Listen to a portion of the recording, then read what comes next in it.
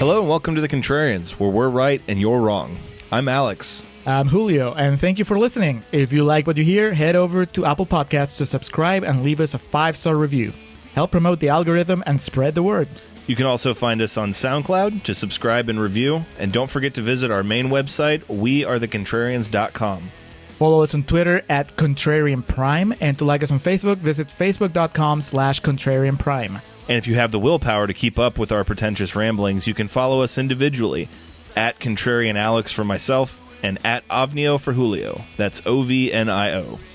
Now, time for the podcast.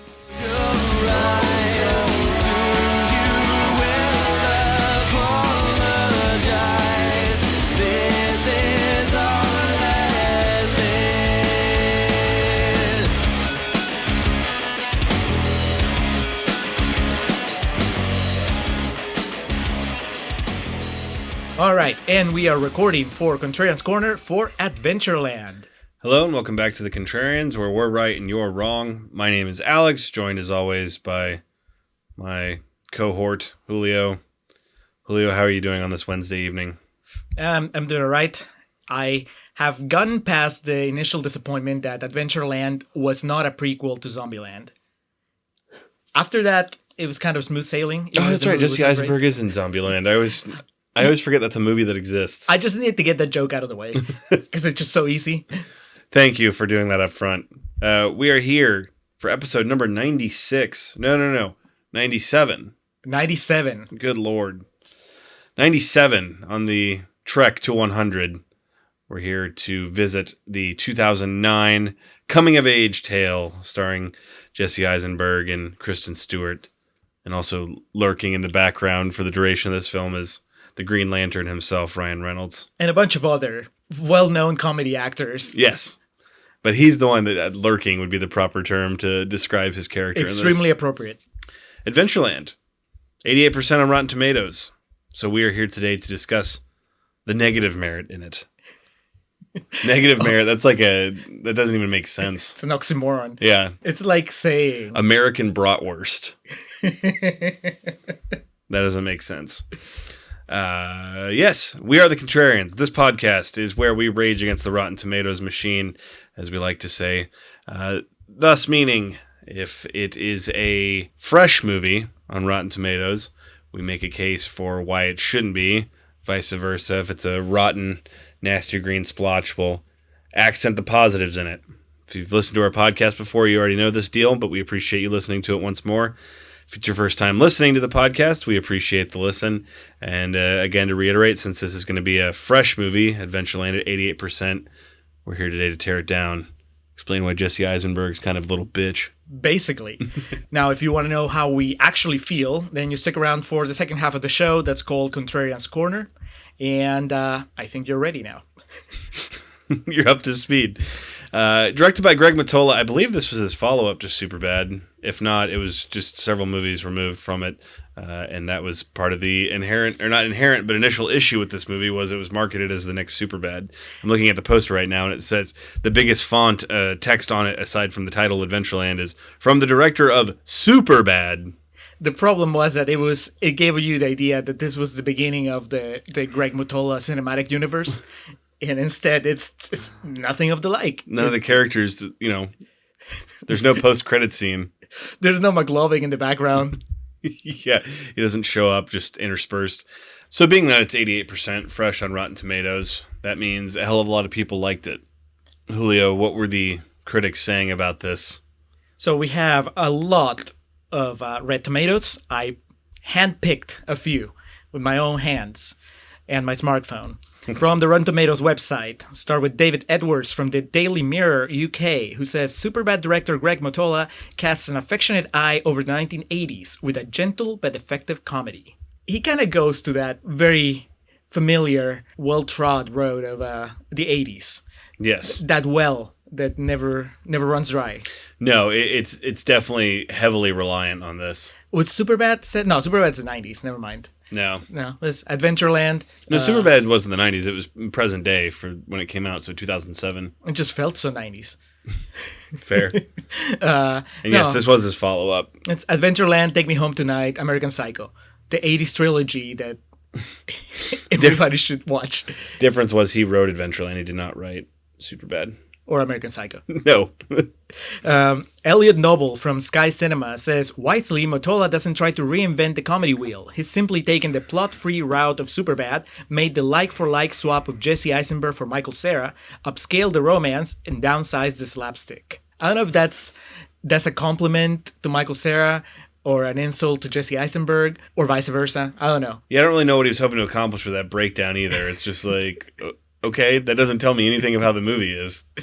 And finally, you want an actual take on the quality of the movie? Here's Rob Humanick from Suit101.com. And he says, deserving of Citizen Kane status in its insight, emotional depth, and yes, entertainment. Wow.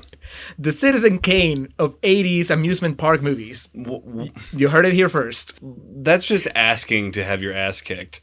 Like, why would you just come out the gate comparing it to Citizen Kane? My guess is... the problem with shit like that, too, if people read that, they're immediately going to hate the movie just because someone compared it to Citizen Kane. That's a surefire way of alienating part of the audience. Why would you do that to yourself? Why would you compare it to, Citizen Kane? What the hell? At least this was not the PR people behind Adventureland. This was just some guy that had a blog and got really excited. That's going to be the kiss of death for years with superhero movies when someone's like, The Dark Knight for a new generation. Exactly, it's like, go fuck yourself. Nope, automatically turned off. I don't care.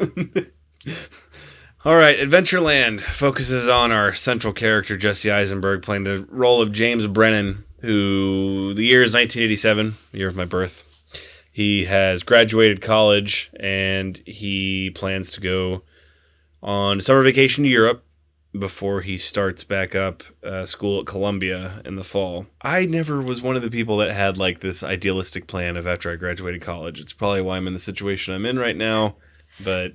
I don't know, Alex. This is definitely white people shit. 100%. But also, and if we may dip into somewhat real talk, because it was impossible not to think about it as we were watching the movie, regardless of me taking notes for Contrarians Corner or just thinking real thoughts for real talk.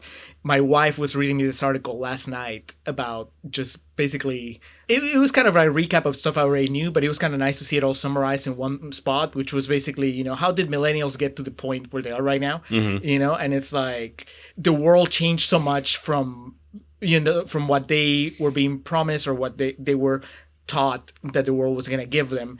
And then so they were taught like to follow this path, but then by the time that they were halfway through the path or some of them had already finished, the world had changed so much that the reward was not there anymore. And so then you had to adjust, but because of that very specific path that they'd followed, a lot of them didn't have the capability to adapt.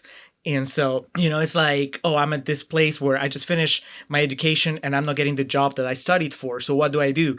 Well, all I know is to study more and study harder. So I get more student debt and keep going, hoping that will get me the job that... It's a vicious cycle. Right. And it's a lot more complex than that. But really, I was thinking of Jesse Eisenberg at the beginning of this movie with his fucking entitlement. It's like, I'm going to go to Europe because I just graduated. And then when I come back to with a comparative literature degree. It's like, I guess I am somewhat a millennial. I think we established that a while ago. Just kind of like, I'm like right on the border between my Peruvian years and the fact that I'm like older. It almost makes me not qualify, but I think like I have a foot on each side, like millennials and whatever. God knows I'm not a boomer, but whatever it is that's not a millennial. And I just wanted to be one of those guys that grabs him by the neck and was like, do something productive with your life and stop thinking about what the world owes you. Yeah. He seems so just shocked that his parents won't pay for his European vacation. Well, they told him they were going to, but then his dad got reassigned work and they can't afford it anymore. Right, shit happens, but his mom spends like 5 minutes trying to get this very simple idea through his head, which is like, we don't have the money that we did before. How hard to understand is that? Yeah, he just keeps talking like it's not registering with him at all. Right, he's like, so what you're saying is we're doing it later, but you're still paying rent for when I go to New York? She says he's going to have to find a part-time job or he's going to have to figure out a way he's not going to be able to go to Europe for the summer. He's got to figure out a way to make money for himself and contribute. Yeah, so we have to watch the scene that I guess we're supposed to be sorry for him when all his other rich friends are going on the Europe trip. And he's like, oh, I have to stay here. And his buddy, how can you feel bad for him? And his buddy's like, don't worry about it, man. When I come back from Europe, I'll cover your part of the rent until you get your feet. More under white yourself." people shit. Yeah, I know. I got it covered, man. But then, yeah, his rich white friend leaves him with a bushel of joints. Just so impractical. This dude just rolled like 50 joints for him. Why didn't you just give him a bag of weed? You know, I had to ask you when we're maybe 10 minutes into the movie. I was like, have they said when this is set? Because I thought it was the 80s. It felt very 80s. There was a title card at the very beginning. I didn't see any cocaine. And so all they were doing in this movie was smoking weed. No Dan Fogler. No Dan Fogler. No hardcore drug usage. I mean, the songs were like the only thing that said really 80s. Not even the hairstyle. It was in Pittsburgh. I don't know if Coke had really ever taken never off made in it that far. Pittsburgh. Yeah, maybe in Philly, but I don't know. But yeah, James gets a job with a childhood friend hooks him up with a job, I should say, at Adventureland, which is a local amusement park in Pittsburgh. Frigo, his degenerate friend from childhood. Really, probably the best thing about this movie is that Frigo is played by the future nice guy Johnny. And if you listen to our fairly recent bonus episode about the weirdest movies we own, you know that I own Nice Guy Johnny, written and directed by Edward Burns. Frigo is the main character there. But this is just a tried and true example of what we're talking about when you have absolutely no backup plan of what happens. You end up operating fixed games at a shitty, failing amusement park. The amusement park is run by the couple of Bill Hader and Kristen Wiig, who I think both Or slumming it here. spiritually and literally on set for about 12 hours. Maybe longer because there are night and day shots, but It's all like one single, they started at night and they shot all the way till sunrise and then they were good to go. they took off. They went their separate ways. Bill Hader, I think his best contribution to this movie is his mustache. It's absolutely flawless. Yes, but it also kind of overshadows him. I feel bad. It does because distract from his face. Yeah, well, this is Bill Hader, sort of fresh off Superbad, Mm-hmm. and Superbad, you can have your issues with Superbad, but Bill Hader is usually not one of them. He's one of the highlights in that movie, and to go from Superbad to this role that it's nothing. The most memorable thing about it is the mustache, and then he is barely in the movie, and when he's in the movie, his jokes are hit or miss. Why did you do this to this actor that did so much for you in your previous movie, Greg Mottola? And Kristen Wiig has really nothing much to speak of here. Yeah, the entire cast really, because you have Kristen Wiig, you have Bill Hader, one of the main co-workers of Jesse Eisenberg turns out to be Martin Starr. Joel. Obviously you have Kristen Stewart as the love interest later on, and then you have Ryan Reynolds, and so these are all actors that we've come to know later on.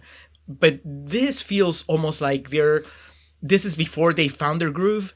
This is just them kind of sticking to their persona. So they're all playing just very specific types. So Kristen Wiig, for example, she's just playing what you think of as a Kristen Wiig character, but without any of the charm. It's just like, this is Kristen Wiig. That's it. You know that we love her here in this podcast. Oh, yeah. We awarded her at least one Embry that I can think of.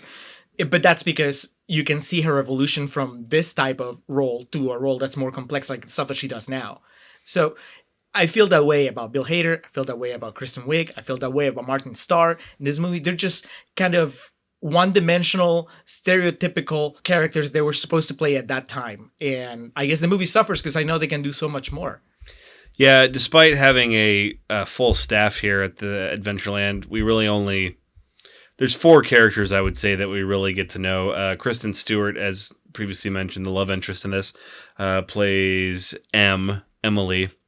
Martin Starr, Joel, the grizzled vet of Adventureland, who shows James the ropes of everything going on. I love on Wikipedia, she's referred to as the alluring Lisa P., played by Margarita Lieva. And anyone who's ever worked a job like this knows everyone has a Lisa P. Everyone knows that one unbelievably hot girl that worked there that was the apple of everyone's eye. Every place has a Lisa P. I don't think it limits itself to jobs. I think that every class has a Lisa P. Every workplace, has a Lisa P. Every mall, which would have been the scene at the time. And then, of course, the Kraken, the Squid, the evil man, Ryan Reynolds, who plays Connell, who's the park maintenance man. And just right from the first shot of him, just looking greasy and evil as all hell. This is, I would say, the equivalent of Jason Statham in London, right? This is Ryan Reynolds trying to give it a shot at being... Reynolds' hair right here is a little bit more passable than Statham. Okay, hair notwithstanding. Okay. I think that Reynolds was going for a serious role. He wanted to kind of redefine where his career was going. And the similarity with Statham's case is that it didn't quite work. You know, Statham got stuck in action movies after London, and Reynolds kind of went back to silly comedies and Green Lantern. But the degree of success of the performance, I don't think is similar. Because I don't think that Ryan Reynolds really hits the lows that he needs to make this a memorable villain. Because he's the only villain in the movie. Yeah, aside from lack of money, he's the only negative force in the movie. And maybe Jesse Eisenberg's self-hatred. Not even lack of money, I'm trying to think of the inevitability of living. Yes. Other than reality, Ryan Reynolds is the villain. So, Kristen Stewart. It's Kristen Stewart.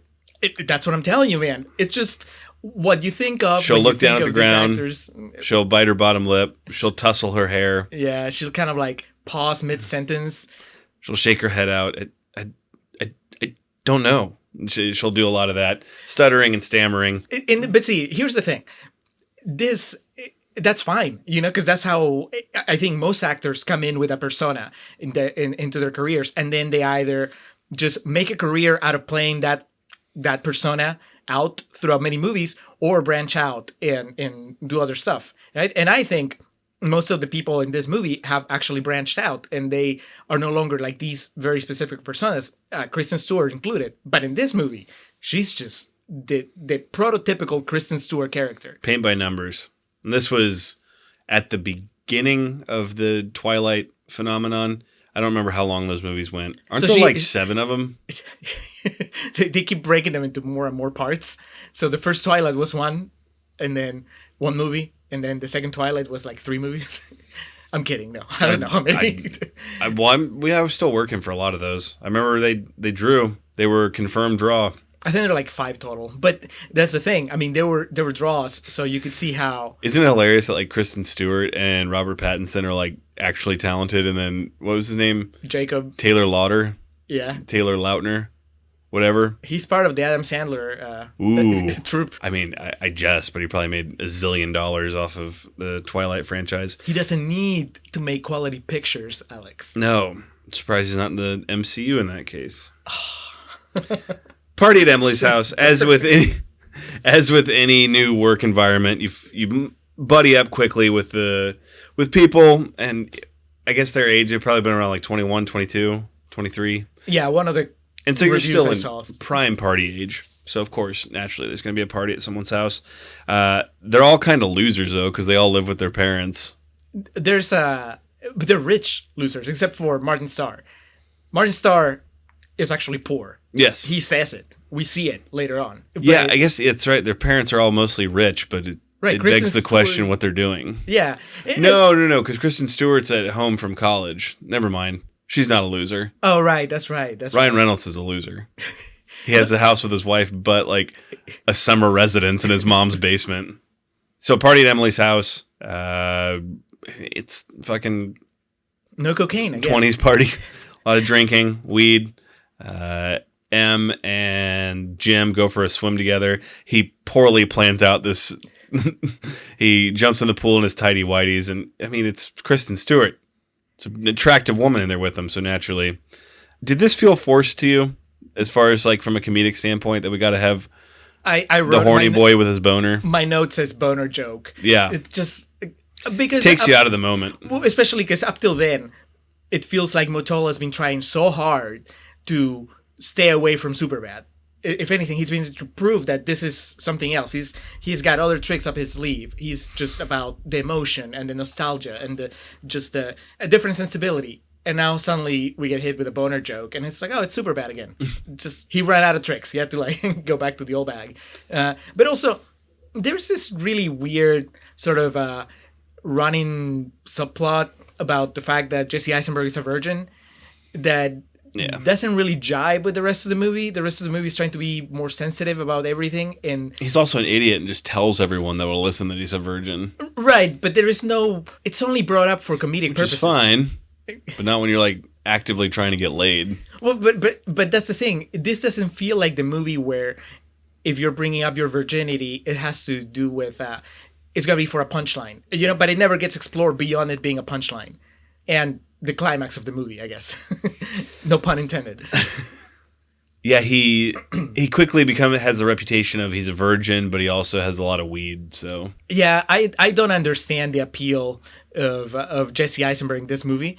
Which again, it just goes to show to me that these characters don't know what a lot of weed actually looks like. How sheltered are they that they're impressed by Eisenberg's stash of weed, and they're impressed by Eisenberg as a person. What a badass! Right. Yeah, he's got these toothpick thin J's that he's just handing out, and everyone's getting like psyched on him, like he's fucking Danny Zuko or something. After the party concludes, we get a reveal pretty quick into the movie, so much so that you commented on it was much quicker than you remembered. As M's phone rings, and she's like, "Yeah, come on over," and it's revealed that Ryan Reynolds, Connell, is the bad guy of this movie. Right. I guess at this point we don't know how bad. We don't. I mean, he just seems. But he does say, "No use in wasting time," and starts undressing her before it cuts away. Yeah, but at this point we don't really know all the context, because for all we know, that's just their. That's how they do it. That's her thing. Yeah, they take turns. When she goes over to his mom's place, she's like, "No use of wasting time." But when he comes over, he gets to say it. Think we should waste time. So. This is probably the only couple in the movie that I buy. Because they're both so just emotionally damaged. And so attractive. But also, just the way they complement each other, I think it matches. They're fucked up in compatible ways. I don't buy Eisenberg and Kristen Stewart. I don't buy Eisenberg and Lisa P. I don't buy Martin Starr and the redhead. The anti-Semitic redhead, Sue. Apparently. Yeah. They all seem just like relationships forced because the screenplay needed them to happen. But Ryan Reynolds and Kristen Stewart, I buy it before they even say a word. And it might be just that elusive quality called chemistry. The moment you see Ryan Reynolds like walk into the house, you're like, oh, it's going down. A star has arrived. So yeah, I guess we don't know the extent of his dirtbagness yet, but it's... We know he's married. It's begun, yeah. Summer continues. Jim's parents want him to stay closer to home. We notice that every shot of Jim's dad, Mr. Brennan, he has a drink of some sort in his hand. We also notice, I guess on second watch, you notice the dead eyes. Yes, it's fairly subtle. The first shot of him with a drink is very blatant, but after that it's fairly subtle. I honestly... I didn't Having watched Joker last night, I pine for a world of subtlety. Subtlety? Yeah. You were not trying to figure out like which Scorsese movie this shot was coming from in Adventureland? Well, the problem with this is it didn't hold my hand the entire time, so I didn't know what was going on. He could have dreamed all these interactions with people. There was no big dramatic shot of Jesse Eisenberg going down the stairs when he was about to go on a date with Lisa P. Jesus. The less said about that movie, the better. There's a budding romance in the air. It's palpable between Jim and Em. And Connell, as he does, is observing this from afar. He's just there to kind of fix the machines. He doesn't really interact with customers, things of that nature. It's basically what I did at Cinemark for 5 years, working on projectors. Just observing everyone from afar. Every now and then swooping down. Just... Much like I did, Connell swoops down and attempts. He sees what's going on. He's already attempting to sabotage things. Just kind of asking them both conflicting questions. He sees them out at the bar one night. He shows up at the bar with his wife. Yeah, and gets pissed at Kristen Stewart about it because he's like, this is my place. But off of that, asking them different questions, just being a fucking gossip and a chit chat. We're starting to see the cracks on his facade break. He's not as cool as he thinks he is. No. God, no. Well, he's not as cool as anybody in the park thinks he is. That's part of the problem, right? That everybody in the park sells him as this legend of coolness. The urban legend in the area is that he once jammed with Lou Reed. It's like, do they even know who Lou Reed is? Like with Ryan Reynolds here, you can just see that you tell right away, oh no, he's just some delusional old man that made this shit up. But yeah, he's starting to poke holes in everything that he can, including Kristen Stewart. Oh. Party scene continues. The group goes out after work. There's some local bar called Razzmatazz that they like to frequent. The significance of this going out was... this is what you made allusion to. Martin Starr way out kicks his coverage and makes out with that really hot redhead. But again, this movie is not particularly plot heavy to speak of. It's just a lot of... If you've ever had a summer job at a place where people just like to party, yeah. I mean, And everyone's horny. It's Greg Mottola's Almost Famous. The problem is that... He is no Cameron Crowe. Well, yeah. I mean, when Cameron Crowe makes... And we had our issues with Almost Famous, but when Cameron Crowe makes a movie about his early years, it's about going on tour with a rock band. Mm-hmm. And when Greg Mottola makes a movie about his early years, it's about working a summer job at an amusement park. So one thing is more interesting than the other. You can tell. So there's a lot of just nothing happening. I think that if you're Greg Mottola and you're watching this, you're like, man, that's my life on the screen and it's awesome. It's so exciting. I can connect with everything. When I'm watching it, I have no connection with this because the Jesse Eisenberg character has nothing going for him. I'm not impressed by his weed. I'm not impressed by his sense How the of fuck humor. was he able to score Lisa P? Dude, I don't buy the relationships here. This movie doesn't just want me to buy This is ridiculous. Like, the only thing more egregious than Jesse Eisenberg scoring Kristen Stewart and this Lisa P character is Michael Cera scoring Kat Dennings in Nick and Nora's Infinite Playlist. And even then, I think they at least had music in common. It all happens in one night, right? And Michael Cera also, his like ex-girlfriend in that movie is super hot too. I'm trying to remember who she is, but God... There's something... I act like I want this previous generation of movies to right now, but then I remember we had sex symbols, Michael Cera and Jesse Eisenberg. Which, according to that guy, they're interchangeable. This is going to bother me. So continue on your rant. I'm going to look up who the hot chick that Michael Cera was supposedly snogging in Nick and Nora was. Well, my rant, as it were, is just that this is just Greg Mottola's home movie. I understand it, and we've seen it happen again and again. He hits it big with Superbad, so now he can do whatever he wants. And so he chooses to tell a very personal story that doesn't resonate with anyone because nobody cares. It's like, that's cool, man. I remember I have an uncle that had this very, very insightful, revealing statement once because he was telling me about this girl that he was emailing back and forth with, and he was like, one day I'm thinking about maybe just publishing a book that's a collection of our emails. And then he said, but then again, maybe I shouldn't because, of course, everybody thinks that their life story is the most exciting thing in the world, and it really isn't, And this is it. This is like Greg Mottola publishing his book of like emails that nobody gives a shit about. Yeah, it's not like Man on Wire, where it's like, oh, that's exciting shit. Right. Especially because the Jesse Eisenberg character only it's like works... Man on Lawn. Man on Adventureland. The Jesse Eisenberg character only works if you really feel that's you. And I don't think that happens. That would happen very often. I think that's such a specific character. There are characters that are made to be universal. I can relate to somebody who's like a little bit charismatic, not because I think of myself as charismatic, but because I want to be charismatic. Like Fassbender in Shame. Exactly. I want to fuck like Fassbender in Shame. Who doesn't? Yeah, but Jesse Eisenberg here, he's just so off-putting the entire time. And maybe a generational gap thing happening. I just don't have the patience for the millennials, or at least that type of millennials. So of course, I see him, and everything that somebody would react positively to is just pushing me away. I have no sympathy for his dilemmas. I have a hard time finding him charming at all. So of course, I don't understand why people are even surrounding him. It's why the role of Zuckerberg was like custom made for him. Exactly. And I know this is just also part of just the bias I bring it. To me, it's just, he's not even acting. He's just being Jesse Eisenberg. Yeah. And it's like... When he does try to act, we all saw Dawn of Justice. I was about to say, he's no Lex Luthor here. He's not stretching out his muscles. I just can't with that. As Jim Barnett would say, I just can't. Alexis DeZena was the actress that fucking Michael Cera also had scored in Nick and Nora's Infinite Playlist, and she's very attractive. So I think an issue I'm running into here with this movie is typically here we go beat for beat on the plot. And like I said, there's no really plot to speak to. So I find myself kind of grasping at straws with some of this. But I bet you Greg Mottola could tell you beat by beat what happened that summer. Oh, absolutely. He would be like, yeah, and this was June 22nd. I touch her boob. Sue and Joel, Martin Starr, God bless him, still in the game. He was young in Freaks and Geeks, and then he's stayed perennially 19 since then. With varying degrees of facial hair. Yes. And like the glasses, depending on the magnification in them. That's the indicator of how much of a geek he is. Exactly.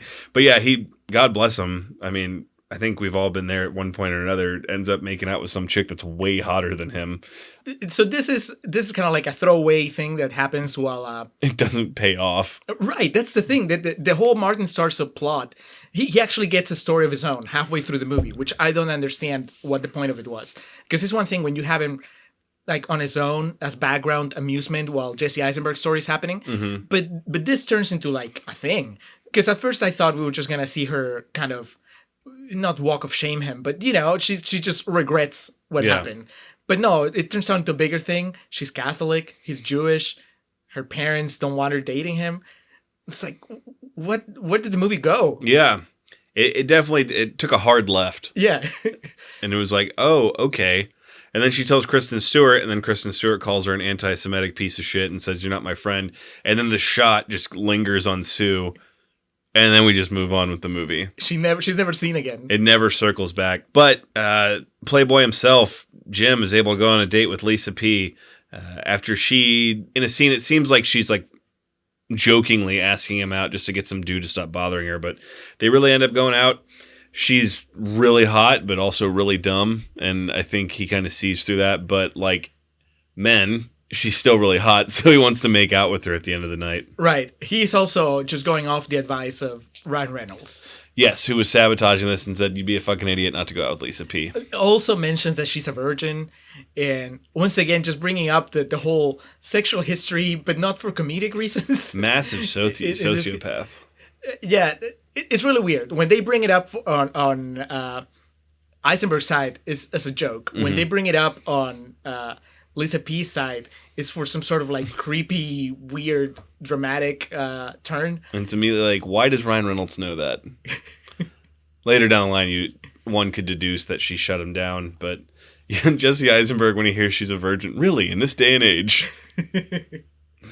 They go out, they make out at the end of the night. Grabs her boob. He does grab her boob. This begins adding to Jim's ego significantly. He starts to think that he's the bee's knees. With the moderate amount of weed that he had, Kristen Stewart ended up making them pot cookies, and we get just kind of a senseless transition scene of them getting ripped off of pot cookies and playing bumper cars. There's just stuff happening.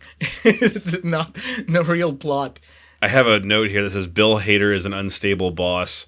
We get just these random inserts, these like cold transitions of him just yelling at patrons at the amusement park to throw away shit, or he leads the horse races at one point and just screaming at the top of his lungs. It almost feels like he's trying so hard to make this super bad. You know, because his character in Superbad, he's just, every time you saw Bill Hader, he was funny, he was stealing the spotlight. And here, even with less screen time, it's like he's trying so hard to forget all this stupid young adult drama that you've been following. It's like, when I'm here, it's a comedy. Look at my mustache. Kristen Wiig has maybe a half dozen lines in this movie. She mumbles half of them. Yeah. She was tired. Had to get a red eye. Joel quits. Why does Joel quit? This is really weird. And I do wonder now that we're talking about it, mm-hmm. I do wonder if there's just a whole entire 30 minutes of Joel, like Martin Starr's plot, that had a lot more Tales from the Black Freighter. Yeah. It's just animated. It's just the Criterion of Adventureland has the 30-minute animated Martin Starr thing where it seemed to me that he develops a crush on Kristen Stewart. Okay. This is never explored, but the last time we see him... We're all for fan theories. Well, so the last time we see him in Adventureland, before he quits, he sees Eisenberg and Kristen Stewart kind of like walk off into the distance. Obviously, they're going to make out. This is after he's stood up for her. He gets into a fight with some dude. That's right. You know, so he's everybody's hero. But Martin Starr knows that he's gone out on a date with Lisa P. He knows he's playing both sides. And so you can see some bitterness as they walk away. And then the next thing you know, he's quit. And this is after Kristen Stewart defended him for the whole anti-Semitic thing. Yeah, with Sue. Yeah, so, I mean, it seems like I have to do a lot of work to connect these dots, which I shouldn't. It's like Mottola either did it and then cut it out or never even bothered. If this is Joker, they would have shown that all to you. Well, yeah. Well, it would have shown, like, quick cuts to what to what he was thinking. It would have made sure to hold your hand through the whole thing. But yeah, he just quits and then goes back home, and Jim goes to see him, and Martin Starr kind of shames him about the whole situation. Yeah, he's like, you have this perfect girl. So Jim goes back to the... Yeah. She runs her fingers through her hair like 900 times a day. What are you doing? He goes back to the park to come clean with her, explains, I went on a date with Lisa P. And God, just like a dumbass white boy just keeps admitting more and more. He's like, I kissed her. I touched her boob a little bit. It's just like, people never learn, man. Like Lionel Hutz said, there's the truth and the truth.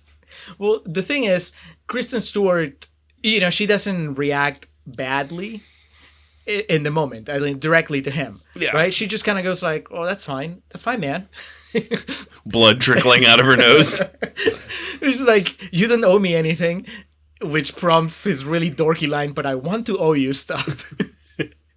But of course, this like completely crushes her inside. Right. But what I mean is, they're just so... I can't buy into their relationship, because even at the moment where they should be just airing their shit out, they just don't. They have nothing to lose. It's like, yeah, you don't owe me anything, so let me just tell you how I feel. Instead, she just goes and hooks up with Ryan Reynolds. Well, she doesn't hook up with Ryan Reynolds. He goes to Ryan Reynolds. Yeah, she goes there to try to shut it all down. He naturally tries to hook up with her. She goes what we should say is she goes to her Oscar clip. She goes to his house and says, I can't fucking do this anymore. And he's like, what the fuck are you doing here? My wife's going to see you. Meet me at my mom's. Yeah, go to my mom's. I'll think of an excuse and I'll meet you over there. And so he goes, oh, he's so creepy too. He's like got like 2 drinks and he's like, hey. It's like Chevy Chase in Caddyshack when he spikes the drink. Oh, got a live one here. Problem with this is, while this is all going on, Jim finds out through the grapevine at the park that they had been caught. The biggest surprise in this movie is probably that Frigo, Nice Guy Johnny, actually had a purpose beyond punching Jesse Eisenberg in the balls. To expose that M and Connell had been caught previously engaging in intercourse in the parking lot. So doing push-ups without pants. There you go. Jim puts this all together because Lisa P had said on their date, there was this girl last summer he would take to his mom's basement and have sex with her. So I guess Frigo knows where Connell's mom lives, so they go out there. No, I actually thought about this. Jesse Eisenberg knows, because remember, there's a day where Ryan Reynolds gets a call from his mom. That's right. And Jesse Eisenberg goes with him because he wants a joint.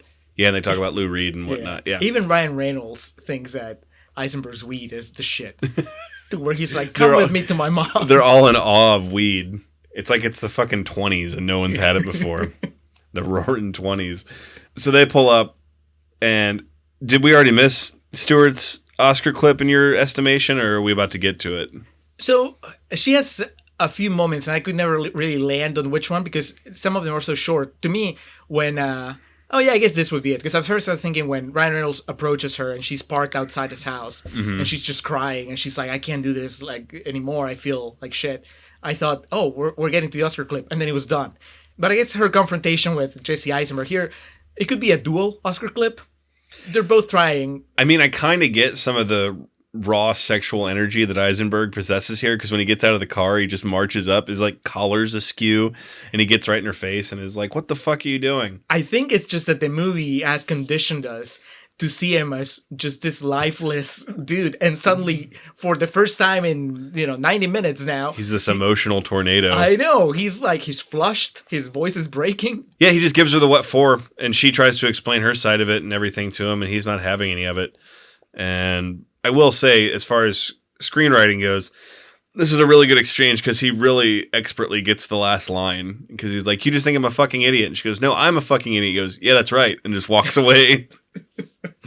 So he goes back to the park. He goes out with Lisa P again and drunkenly tells her the whole story and is like, "You can't tell anybody this." I thought this was something that the movie was going somewhere a little darker, and then they walked it back, because as it was happening, I felt pretty confident that he was telling her, knowing full well that she was going to tell everybody else. Mm-hmm. But then the rest of the movie plays out as if he really didn't know. Like, he didn't expect her To be fair, at that age, you can still have some naivety about these things. So I give him the benefit of the doubt in this situation. Yeah, but he's supposed to be going to an Ivy League school. Yeah, I mean, at least, he's constantly quoting Shakespeare and referencing like the great works of literature where this kind of shit happens all the time. The grapevine. Yeah, I don't buy that. I thought it was really cool when it looked like he was going... Would have been great if he was like referencing Beowulf and explaining to her like the siren on the water as he's admitting all this shit to her. So yeah, he tells her everything, and it's like, "Oh, you can't tell anybody because this will ruin his life." And of course, Lisa P. She tells the one black person in the park, apparently, because that's that girl that dances with her. Yeah. She has a name, but Kelly. I don't recall it. Kelly? Yeah. Yeah. The black character in the movie. Yep. Yeah. This is the one moment where she serves a purpose beyond dancing. And it's to ruin Ryan Reynolds' life. Yes. Word makes its way through the park about everything that's going on. Everyone's looking at Kristen Stewart with side eyes. One dumbass in the park shows off his drumsticks and his air drumming ability and comments, "You like musicians, right?" Because as we established earlier, Connell's supposed to be like this local legend musician. Just sends Kristen Stewart into a tailspin, a breakdown. So she quits. It's a very underwhelming quitting scene, though. Maybe we've been spoiled by... That thing you do. Jerry Maguire. Yes. What else has a good quitting scene? Pretty much anything that's not this movie. Because she punches out. She even punches out. And she's all polite. She's just like, "I quit." And scene. There's no real fallout, too. We don't see them scramble to cover shifts when Martin Starr quit. Yeah. We got a scene where they're like, "Hey, can you work a few doubles because this guy quit?" Kristen Stewart, I guess she was done for the week. Maybe she never existed. It's just a figment of Lex Luthor's imagination. It's DC. It all ties back together again. Em quits, beside herself, upset. James is coming into work, sees her peeling off, hurling obscenities, asks what happens, finds out that word got out, goes and just tries to, engage Lisa P in discussion about this.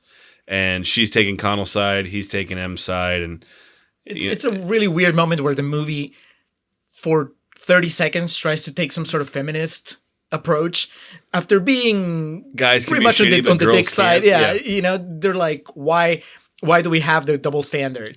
And I was like, all right, well, this would have been nice an hour ago. Lisa P says, "Guys can't control themselves." That was a valid argument maybe back then. No longer. But, of course, this causes James to just go into a tailspin. I think I already used that expression a few minutes ago, but it's an apt description here. As he goes to the local bar, the Stardust Saloon, we see him pounding some drinks, and then on the ride home, the aforementioned, the visible alcoholism of his father comes back into play because he's driving his dad's car, and his dad has a bottle of, I don't know what it is. Captain Jack's rum. Whatever's in an old fashioned, because that's what he's drinking most of the movie. And Eisenberg just starts pounding the bottle behind the wheel and gets in a wreck, runs into a car, rips up parts of the lawn of the street he's on. He's such a chump, though. He can't even get into a proper wreck. I mean, that car is barely damaged.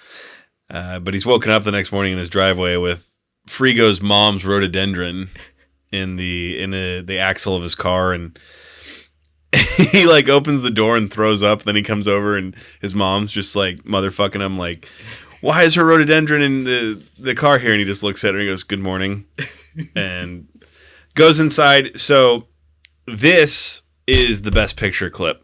Okay. when they go inside and his mom's just giving him the what for, and his dad's sitting there silent because the first thing that happens is his mom splorps down the bottle of booze on the table and was like, what is this?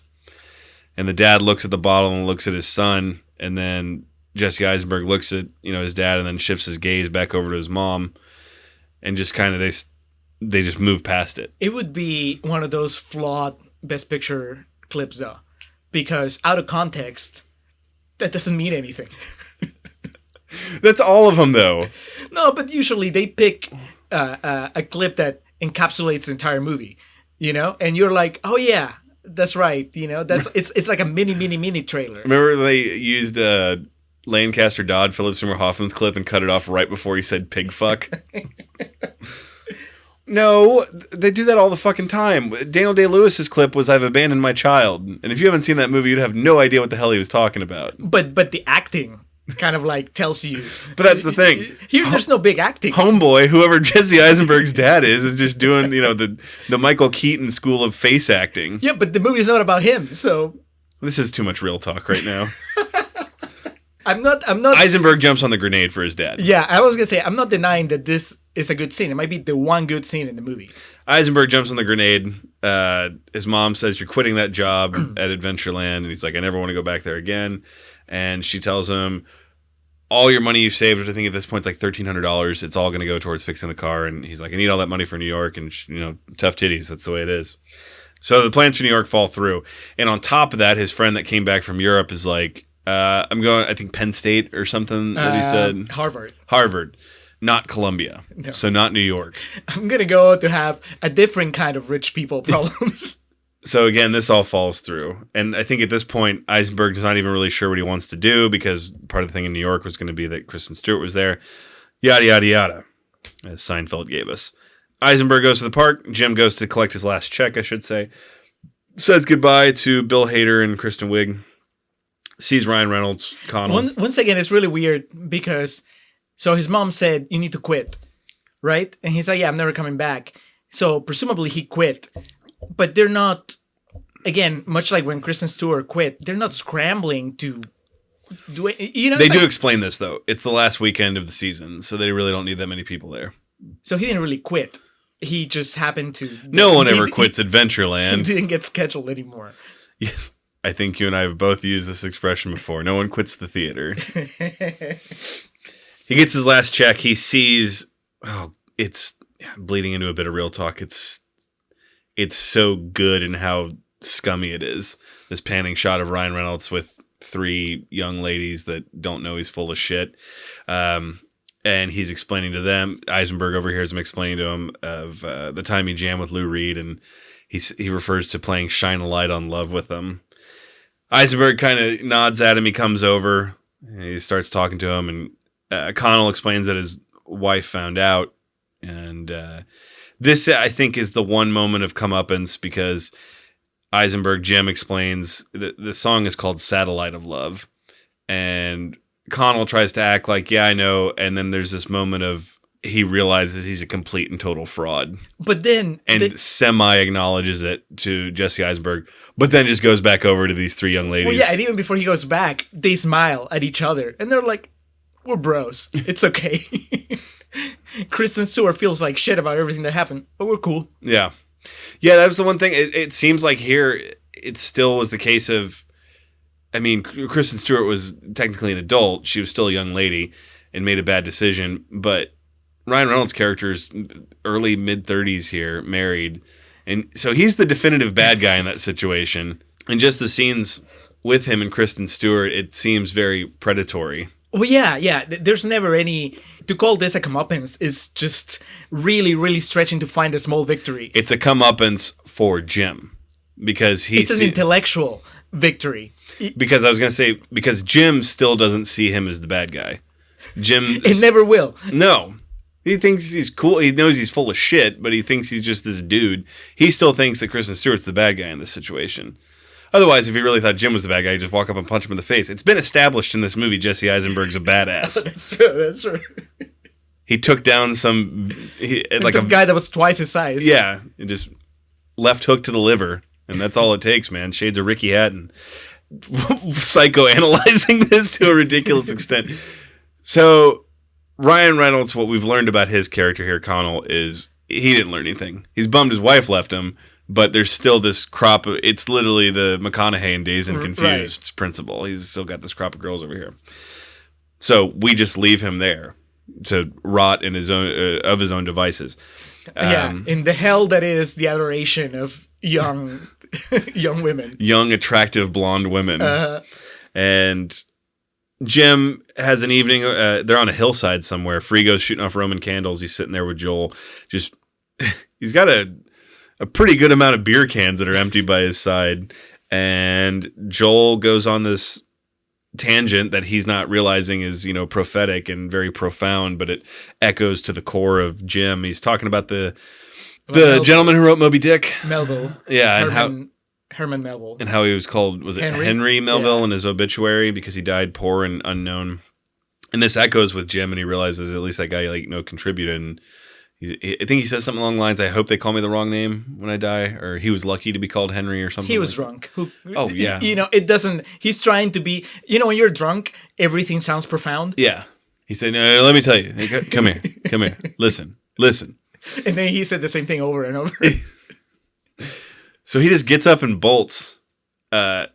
I spoke too soon. This is the moment of comeuppance when he uppercuts Frigo in the dick. Because, Frigo's whole thing throughout the movie, and this is also just complete sidebar. I guess this is white people shit, because I asked Julio, it's like, hey, you had a friend that, sack tap you? Like, no.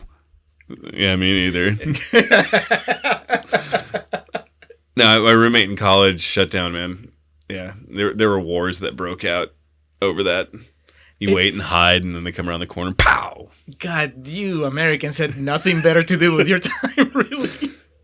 Universally, there is nothing funnier than a man getting hit in the groin. But it's also, there's language. There's nothing more terrifying. That you gotta protect your... I don't dish it out if I can't take it. And I can't take it. No, I'm 32 now, and that's not something I would enter into again. But when you're 20 and 21, you can bounce back pretty quick. You just kind of lay down for a little while, and then you're like, oh, you got me, and then get back up to it. Fuck that. That's what happens when you watch Jackass a lot when you're younger. That's where that comes from. But apparently not, because it was a thing in 87, according to Greg Mottola. So, anyway... The moment of comeuppance after getting sack tapped the entire movie, he lands a righteous right uppercut to the beanbag of Frigo. And he just says, He says, suddenly I have the money to go to New York. No, he doesn't. Well, I mean, at least to take the bus. He takes that's like $4. By today's standards. He took the super bus. I could get to New York on the bus right now for like $30. So this was 33 years ago. I mean, he probably just laid down a tenner and they took him there.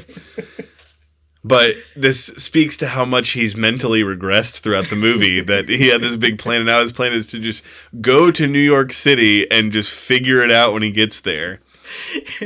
He's become a millennial today from being a millennial in the 80s.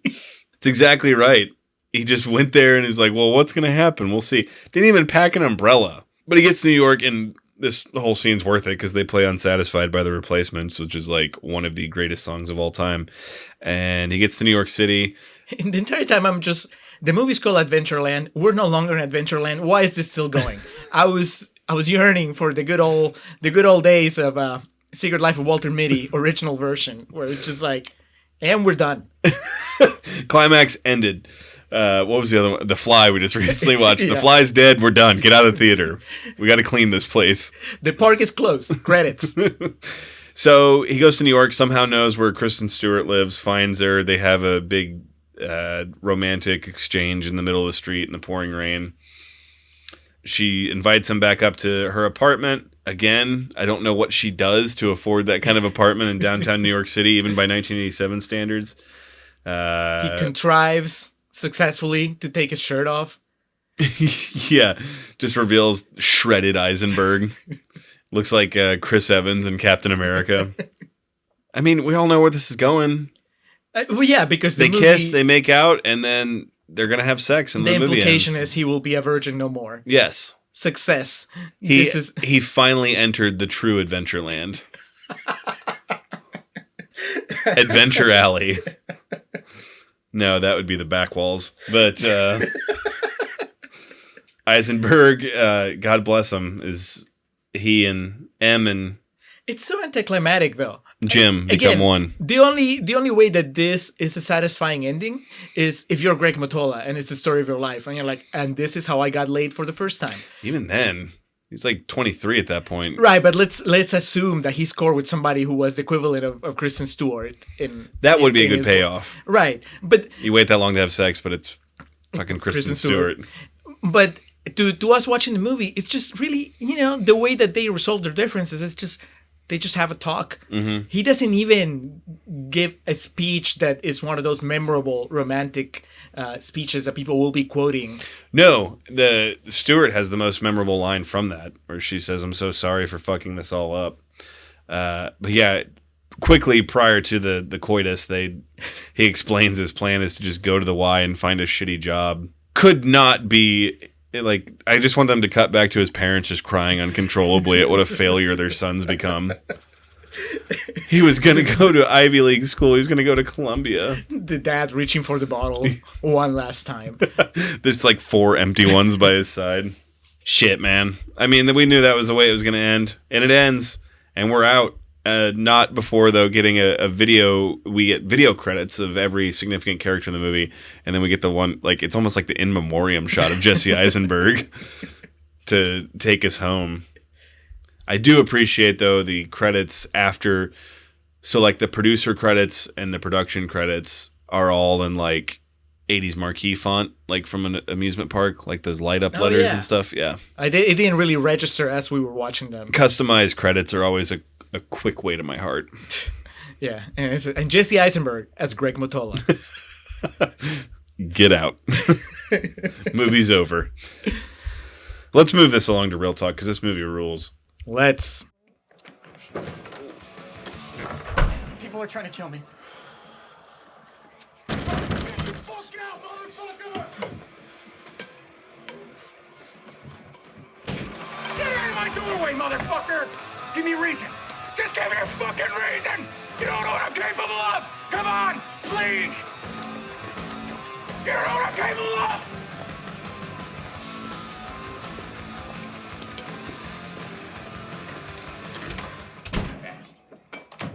Thanks, Bobby. Hey, no problem. Okay, I'm gonna take the bag. Yeah, I get it. You know what, now I think of it, the flute is actually... And we are recording for Real Talk for Adventureland. That we are. Great movie. Is it? Yes. We're no longer in Contrarians Corner. Adventureland, directed, as we mentioned several times, by Greg Mottola, written by Greg Mottola, differing from Superbad in that it was written by Greg Mottola. Superbad was written by Seth Rogen Rogen? and Goldberg. Yes. Yeah. Released on April 3rd, 2009. Estimated budget of around $10 million. That's what estimated means. I don't know why I added around. Box office return of around $17 million. So it did better than I thought it did. Because Julio and I talked about while watching this and leading into it. We might have even mentioned it on air. It's the one thing I think about whenever I think of Adventureland. How mismarketed it was. Yep. That's because that was my experience watching it. I went to see a movie from the makers of Superbad. And the trailer made it look like it was going to be just like Superbad, tone-wise. Mm-hmm. And instead, it was not. It was not. It made it really hard to appreciate it on its own terms. And even now, rewatching it, I mean, we'll get into it, but I still had trouble appreciating. And this time, I was under no illusions that it was going to be a Superbad kind of movie. But I still... I guess you bring your own baggage at different stages. And the baggage I brought to Adventureland this time, even though it was different from the one I had when I first watched it, it kind of kept me a little bit at arm's length. But we'll talk about that a little bit later. Right now, I mean, I can tell you, when I watched it the first time, I was continuously disappointed that it wasn't funnier. Which is unfair to the movie. That's the exact opposite reaction I had. I was like, oh, I'm watching something different, but it's good. So I understand how that your reaction comes into play. So obviously, especially from the same time period, the things I'm going to compare to are Drive and Love and Other Drugs. That the studio that had it was like, how do I market this? Yeah, yeah. It'd be funny. I wonder what the marketing material in like Europe for Adventureland was, because that was always a story for Love and Other Drugs. Like in Europe and other countries, they marketed it for what it really was, and here it was like this romantic comedy. I'll never forget the first time I saw that movie. It's like, what? She has Parkinson's, and they're trying to figure out how to live with it. And that's the thing with Drive too. So much so, hilariously, some woman in Michigan tried to sue. It was either the movie theater or the studio. Only in America. Yeah, because it wasn't Fast and the Furious like they marketed it to be. She had never watched any trailer, ever. Yes, and see, with Adventureland, my point I'm trying to get with this, with all three of those movies, I had the same reaction. Love and Other Drugs, more than the other two, was like a jowl-shaking double take, but I love being swerved in the sense of watching something and it's not what I thought it was going to be. Sometimes. Well, in order for that to work, there's degrees. In order for that to work, the thing I'm watching has to be good. Yes. I went into Joker thinking it was going to be good. And I was No, you did not. No, I didn't. So it's November 21st right now. It's after midnight, so it's November 20th. Last night, my sister and I watched Joker. It won't be part of the plugs or anything like that. I want to save it for when we have Reed on for New Nightmare. I figured that's what we'll talk about during the credits. We'll let him plug Other Worlds and then we'll do the discussion. But point being, it sucks. So I had to get in all my jabs that I could. No. So honestly, like a good example, kind of piggybacking off Drive, is Only God Forgives. I went into that thinking it was going to be one thing, and then they swerved me. But the movie fucking sucked, so it was like, I don't care about this. I'm making a really roundabout way of saying, I understand your perspective. It doesn't hamper my ability to enjoy something if what I'm watching is good. And going into Adventureland, the first time I saw it, I thought it was going to be what you're explaining, because the trailer was just like it was silliness. Just like all the slapsticky parts of the movie. Like the part in the trailer, if I remember correctly, like any comedy trailer, you have the music playing and then it goes silent for like a big punchline. Uh-huh. It was Bill Hader sniffing the corn dogs and being like, they smell bad. Oh, let's fry these up. Yeah. Then it also had the moment where he just goes, "Welcome to Adventureland," and then Kristen Wiig has some pithy one-liner, or like, the typical Kristen Wiig line, which is like, "Oh yeah, by accepting the shirt, you are hired." Yeah. And then it has the moment where Martin Starr gets hit in the head by a whole corn dog. He's like, "That's a whole corn dog, man." And then, the trailer is basically just all of the slapstick moments in the movie. Yeah, then the idiot playing with the drumsticks.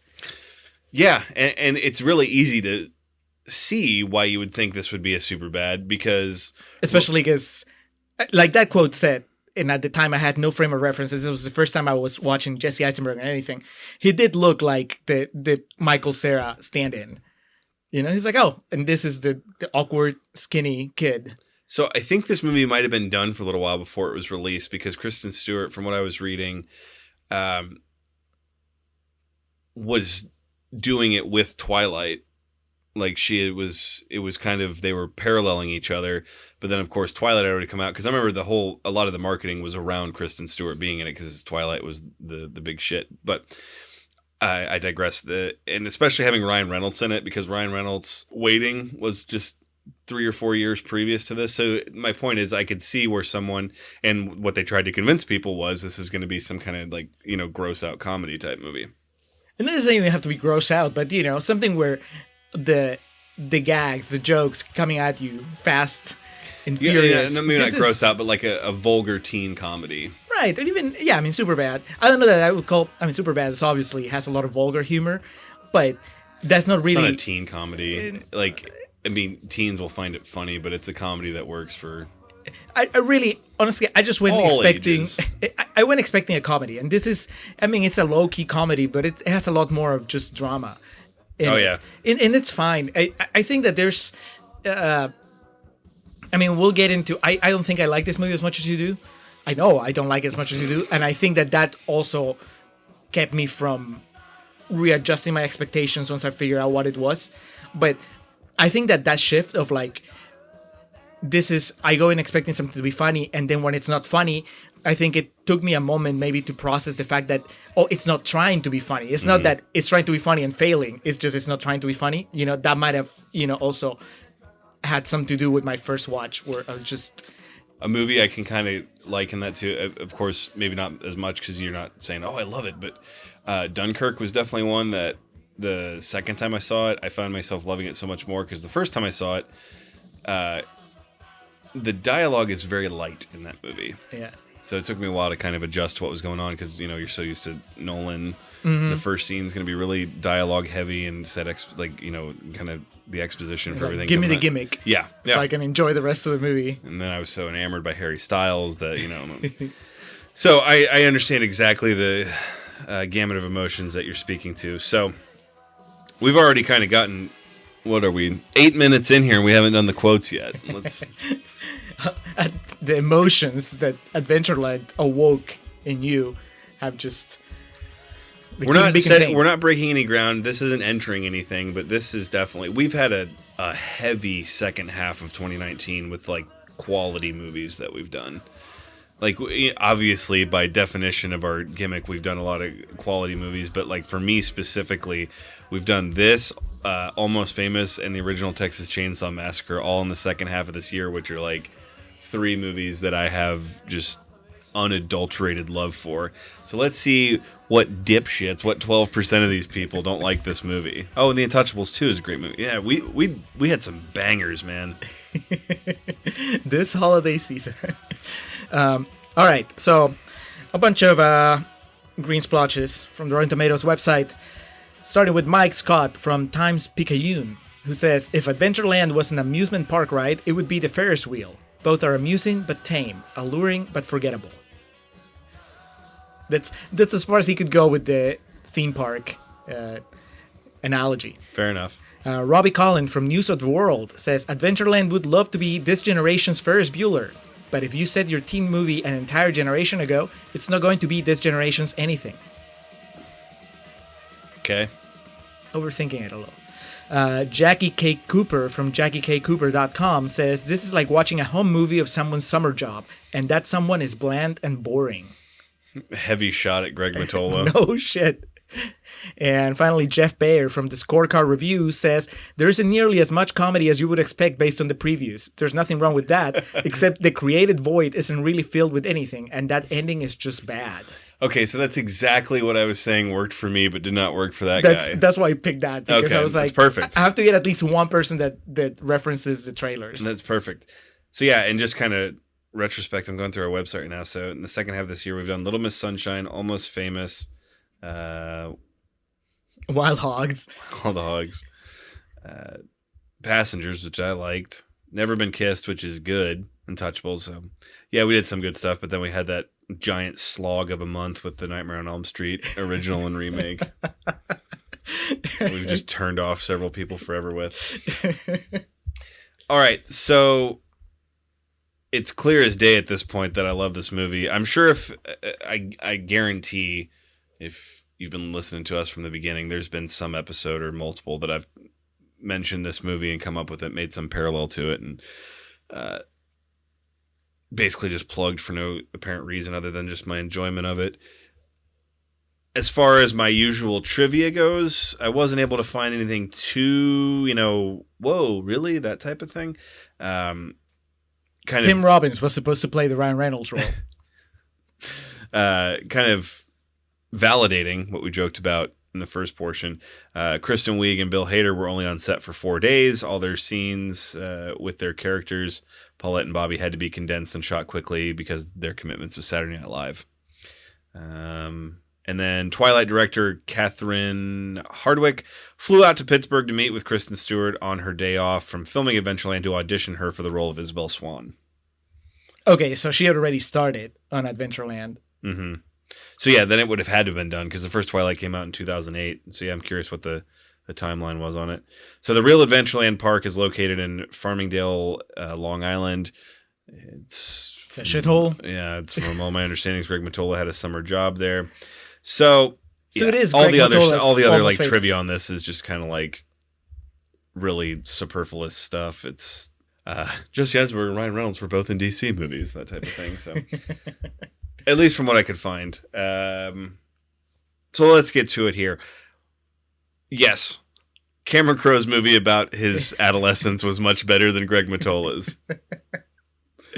That said, this is obviously a movie that it walks a fine line. If it didn't have the cast that it does, like if it had a shitty cast or just like, I think Eisenberg gets a bum rap. I think he gets lumped in with Michael Cera, and in some ways justifiably so. I don't think it's their fault, they're typecast. I think some people see them do one thing and just want them to do that over and over again. Like, but then when they do something different, like Lex Luthor, people turn on them. As I demonstrated by shitting on him in the first half of this. Yeah. But he's different here than he is in, I called it Facebook, social network. What are you, fucking 70? I know. 2 for Facebook. I don't know, man. I think I think the other thing that made it a little hard to take notes while watching the movie is that I was trying to figure out why the movie didn't work for me. Or, I mean, it works fine, but I'm not in love with it. And I think that I managed to narrow it down to Jesse Eisenberg. And I think he's a better actor than the kid from Almost Famous, who was also my problem with Almost Famous, right?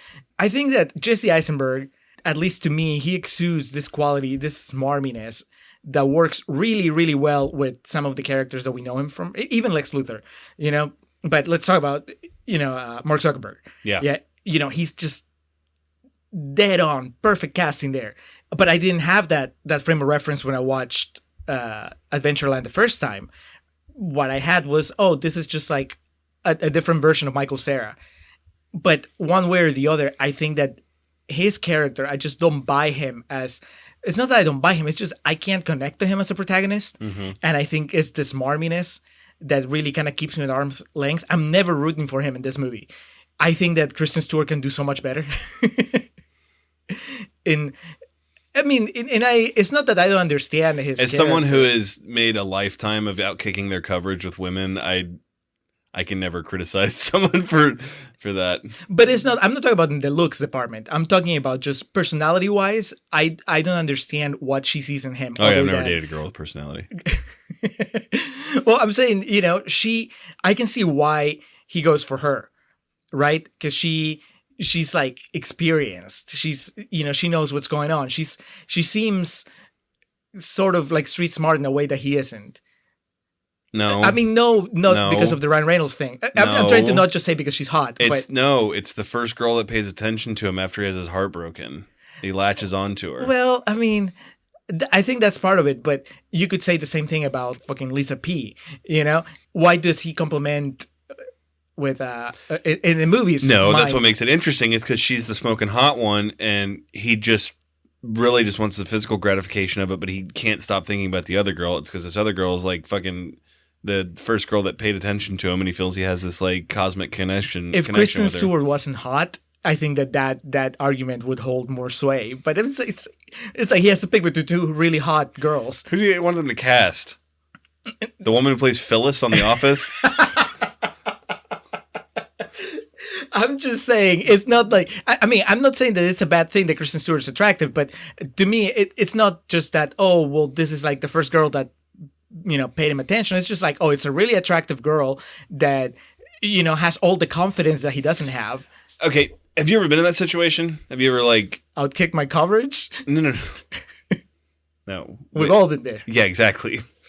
Any man has been there at some point. Just, it's the way the cookie crumbles. Have you ever been in a situation where you're coming off something heavy and the first girl that pays attention to you cling on to really hard and then she makes you feel stupid about it? Yes, but I don't see that as what's happening in this movie. Okay. Because she's too... Like, she has too much shit going on for it to be just that simple. I think the movie does a good job, though, of helping you, the audience, know that she made a lot of attempts to let him know that she has shit going on. She, like, there's all those moments of her explaining, like, her life situation and everything to him. Yeah, but that... And he's just too daft to take note of it. I think that plays more like the movie showing them as, they're bonding. She's opening up. It's not that she's warning him, it's she's opening up. She's letting him in. To me, the movie reads, and it's fascinating that we have wildly different takes on this because we both watch the same thing happen on screen. But to me, it reads as this. Much different than the Joker. Yes. This is what happens when the filmmaker doesn't hold your hand out. Exactly. So to me, it reads like this shelter guy comes into his first ever blue-collar job, and he meets a girl that's been doing it for a while, that kind of knows what's going on, who should know better but doesn't regarding, the Ryan Reynolds situation. But it's still like basically everything that he isn't. She's confident, she knows what's going on, and whatever. And she likes him, and she's super hot. So I completely understand why he goes for her. It's like she checks all the boxes. Even if, let's say, if it's just that the one girl that pays him attention after he's had like a bad relationship or whatever, it's still like, I understand that too. I don't see it the other way around. So what does she see in him other than, oh, he's a new guy? It's not that he gives her attention, because she gets attention anyway. It's not that is it really just the weed? That's like the only thing that he brings to the party. No. Okay. No, because if what you're going to tell me is that she has a connection with him, that Eisenberg has like some sort of charisma that she finds appealing, and that's how, the relationship grows, that's what's not connecting with me, because I don't see him as charismatic at all in this I don't movie. think it's that. I think it's that, one, women are smarter than men in every facet. And she can look past what I can't. Well, she sees that he actually cares about her. And it like drives her away from herself and the situation, just to like this self-destructive behavior with Ryan Reynolds. And then makes her feel bad about herself. And so she obviously refutes the relationship and all that, or whatever they're doing. So my take on it is that he had his heart broken by his college girlfriend or whatever, even though they only dated for 2 weeks, because he seems like a hopeless romantic or whatnot. But so the first girl to pay attention to him, and because she's just so laissez-faire and she just, cool. And there's some dudes that aren't used to that. I and you know people, I'm sure, that a female that's way more friendly than others will play tricks on people's mind into thinking that they're interested in them type thing. So he kind of unwittingly most of the time. In this situation, he clings on to that, and it's actually reciprocated to some extent. Of course, for the purposes of the movie, they're actually meant to be together. But having lived through situations similar to this, that's why it resonates with me that way of, okay, this girl I have this connection with, there's this really smoking hot girl that wants to fool around or whatever, so I'll go do that, but I'm going to come back to this. And then in this situation, of course, for the sake of movies, this, he finds out all this other stuff she's got going on, and that happens in real life too. And it's basically not to play off that, like, things couldn't play off this way, but there's real aspects of this I can relate to and see into, but also it's a movie, so it has to end a certain way. I'm not sure Greg Mottola married his Kristen Stewart, whoever that is in this movie. Well, we don't know that Jesse Eisenberg and Kristen Stewart tied the knot. That's true. They could be done a year after the movie ends. That's true. Yeah, they did the deed and moved on from there. Ryan Reynolds chased her. So I guess we've gotten far enough into this, but like one big thing that I think of every time I watch this movie is it came out and I just sucked its dick to anyone that would listen. I was just like, this Adventureland movie. The main thing I didn't realize I was still in Denton when this came out. I thought this came out when I had already moved to Bee Cave, but this was over a year before I started in Bee Cave. But I think I was still in College Station. I remember watching it in booth and just like freaking out about it. It was one of those movies that I would be at the bar on the weekends and be like, hey, have you seen this movie? So much so that obviously I talked it up to like my parents and my family and whatnot. And then my dad watched it with me. And like halfway through the movie, he literally goes, oh, I know why you like this. That's you. About Jesse Eisenberg. Alex, you are a lot more fun, a lot more charismatic than Jesse Eisenberg in this movie. Jesse Eisenberg doesn't have a podcast. But even to like the journalism degree thing, I just remember him saying that, like, there's some scene where I can't remember what it was that he was saying, but my dad just, oh, it's you. That's why you like it. And obviously there are a lot of real life situations I can liken to it. I remember my first summer working at the theater. I was 19, 20, and it was a lot like this. So there was a lot of nostalgia to it in the sense of like, it was the party at someone's house every night after work and that type of thing. But just the longing and the not being able to truly process how you feel about someone, but think you can, that always resonates with me pretty hard. And then also just like little side things, like everyone's been Joel making out with a chick that's so much hotter than him, just been like, what the hell's going on right now? But see, this is funny because unfortunately, I'm gonna have to bring up Joker again. No, because I went back home to Peru for my brother's wedding last week, and What is the joke? Is that its working title in Peru? where is Batman? Well, no, so I was talking to a bunch of people, different people at the reception, and Did they say, we know why you like Joker? It's you. exactly. Remember that time you shot those guys in the subway?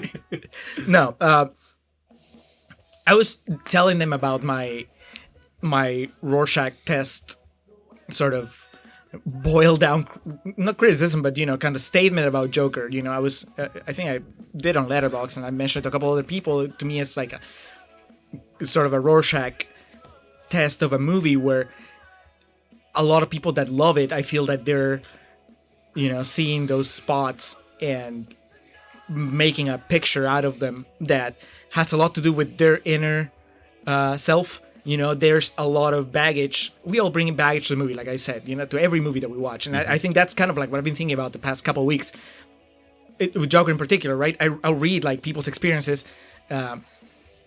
Chaz, mention him all the time here, but his Letterboxd review, like it was very specific where I told him, I was like, you brought a lot to that movie. I don't feel that the movie did all this stuff. You did it while you were watching it. And that's a perfectly valid experience. I mean, one of the conversations I had at the reception in Peru was just somebody kind of reminded me that, that's also part of what art does. Art brings up stuff and then you interpret it. And your interpretation can be very unique to you because you're bringing, your own experiences when you're experiencing art itself. So you can watch the same movie at 3 different points in time and have a very different take on it because you're bringing different baggage every time. And, that doesn't apply to every movie. There are movies that you're always going to hate. There are always movies that you're always going to like, and sometimes for the same reasons, whatever. But instances like Joker, just because it seems like so many people I talk to, they may like it, they may hate it, but they may like it for very, very different reasons, each of them, and they may hate it for very different reasons. So that got me thinking about a lot of stuff, right? But just even more so than we already do it here on the podcast, just how subjective everything is. And so you get the movie like Adventureland, and it's like, well, of course, when you watch it, you bring your baggage to it, you bring your experiences in, the journalism thing, the whatever experiences you've had with girls, whatever experiences you've had with summer jobs. And while I've had similar experiences, I probably have them like 1 or 2 degrees separated from yours to where it doesn't really hit it that way. I don't see myself at all in the Jesse Eisenberg character. So I don't have that in. And if you're not in with the Jesse Eisenberg character, then everything else kind of like doesn't work. Because, and this is your first time listening to the podcast. This isn't the usual discourse. I don't see myself in every movie. I just want to make sure that's clear. It's a prime example here, but well, no, but in this case, because it's such a personal thing that makes the movie work so much better for you. And I'm sure I have movies of my own. Fuck, we're doing Avengers Endgame in a few episodes, and I'm pretty sure that a lot of that, I'm pretty sure I'm gonna like it a lot more than you did. Yes, that you will. And a lot of it's going to boil down to what I'm bringing to that movie when I watch it. So I can understand it. That's the thing. When you break it down, it makes sense why it works for you a lot better. And I can sort of like as cold and objective as I can be, I can see everything else that works, even when it doesn't resonate with me. I can tell the mood that Greg Mottola is going for. I can appreciate it. It was really weird watching it this time without the preconceived notions. Yeah, the trailer weighing on me, because I still was having trouble figuring out what kind of movie it was. Because again, if you don't have that in with Eisenberg, you're kind of just watching someone's memories from outside. Yeah. And it's kind of cool. It was interesting. It's just very nostalgic, the entire thing. The things that he chooses to focus on, they're not necessarily plot driven. It's just, that sensation of when that girl looks at you, or when you get that job, or when you connect with someone in this way. So I can appreciate it. It just doesn't hit me emotionally. Obviously, for myself, it was 20 years later when all these things happened. But even still, like the soundtrack's great. That's something I wanted to make sure I called out. I forgot it began with Bastards of Young by the Replacements, but as I mentioned in Contrarians Corner, it wraps up with Unsatisfied by the Replacements, which is legitimately like one of my favorite songs ever. One thing I did want to mention, the biggest difference between this and Joker is this is a good movie and Joker's not. But somebody could break down Joker in a way where they tell you, well, this worked for me for this reason, this worked for me for this reason, and it, you know, in the end, when he killed that bald motherfucker, I felt that, man. They could. I would be interested to hear that because I'm not gonna ever really discredit someone's opinion unless it's about Boondock Saints or something like that. But like, it works the other way around too. The experiences, the baggage you bring to a movie can also cause it not to work for you. Mm-hmm. You know, so it's the same thing. Yeah. The buttons are there to be pushed both ways. It's as simple as a thing of like being in a bad mood when you see a movie. Yeah, like it can hamper your opinion on it. But yeah, again, just to relay like my personal like. There, I can recall what my Lisa P date was and things like that, and played out very similarly. And like that scene when they're at the party at Kristen Stewart's house and they're in the kitchen and they just have like that long look back and forth. It's just things that I can very much relate to. And that's what art does. It appeals, it resonates with people in different ways. There's plenty of movies that, it's clear as day right now, there's different interpretations of this movie just with two people in this room. I'm trying to think of any other really deep shit to talk about before we just quickly break down like the movie overall. I think the alcoholic dad. Well, we'll get to the beats of it. I'm just trying to get out I'm trying to flush out all my personal stuff before we actually artistically break down the movie. A big thing too is with Kristen Stewart, particularly in this movie. A lot of people always say that she's as guilty as Eisenberg or Sarah in some people's minds of being the exact same thing in every movie, which I don't agree with. I think she has her beats that she goes to, the biting the lip and looking down and I don't know, and running her hands through her hair. But this movie more so than anyone. I dated a girl in college and somewhat afterwards that, not appearance-wise, but mannerisms-wise, is very much like Kristen Stewart in this movie, and that kind of is able to put me in that situation. And a lot of our interactions are very similar to what happens in this movie. It just hits all your buttons. Yeah, that's the point.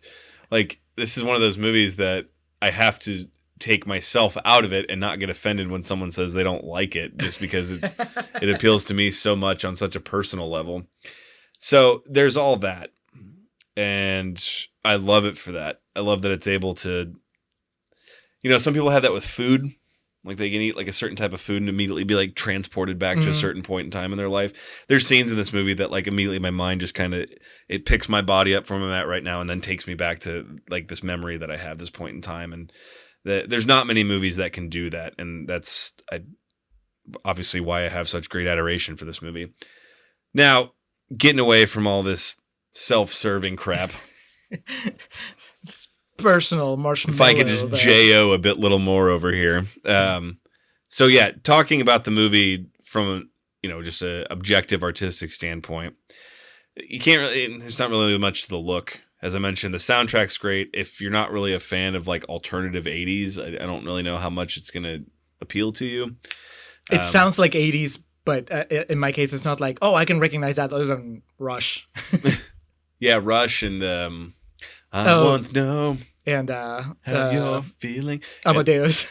Amadeus, yes. So that was going to conclude my discussion of the soundtrack. But what's the other one they play? The Don't Dream It's Over, Quiet Crowd. I can't remember what the name of the group is that does that, but I got a memory for that song too, so that plays into it. But yeah, Amadeus, that's like my favorite comedic part of the movie is Jesse Eisenberg comments multiple times throughout the movie how much he hates that song. And in like the biggest moment of mental despair in that, it just starts blaring over the PA. Okay, Bill Hader and Kristen Wiig obviously weren't there very long. Very funny though in what they do. Yes. Eisenberg, depending on if it works for you, if it works, if it doesn't, I'm not going to... Same thing with Kristen Stewart. It's clear at this point that those type of actors either work for someone or don't. But, he works in other movies for me. This just, I think, and I couldn't narrow it down to more than that. But to me, I think that the smarminess that I associate with Jesse Eisenberg was one of the things keeping me from connecting with him. Yeah. Kristen Stewart, on the other hand, I bought her the entire thing more so than the first time I watched it. I was very much, she's probably the best in this movie. Like out of all the people involved, I think she comes out on top. All the supporting cast, like Martin Starr and everyone of the like, Frigo, I mean, they're fine. But they're doing their thing, and I mentioned it as in Contrarians Corner as a negative. It's really not, but it's just one of those things where they're just playing to their type, and that's fine. That's what's needed for this movie. Exactly, they're doing it well. That's why it's their type. So Bill Hader has my second favorite comedic moment of the movie when that guy chases Eisenberg into his office and he comes out with a baseball bat and threatens him. So obviously I'm saving all this for the main event, is Ryan Reynolds and his performance in this movie, which more so than anyone in this, and I think this movie just kind of gets lost in his filmography, as it probably does for everyone else. I mean, being honest with it, I remember it because I love it, but it's Greg not... Mottola doesn't remember that he directed Adventureland. It made its budget back, which surprised me because I never really did the financials on this, but this is like a departure for Ryan Reynolds that, unless I've missed something big, he hasn't really gone back to since.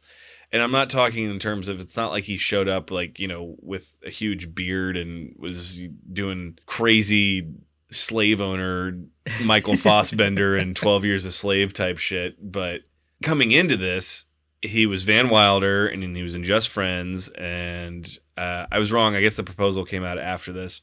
But my point is, he was the romantic comedy guy or the really slapstick, not slapstick, but gross out comedy guy. Right. Like Waiting and Van Wilder and all that. But he was also, you know, the hot guy. So in this, for him to be like the villain and seemingly like a predator, it's definitely a departure that I don't really think he gets enough credit for.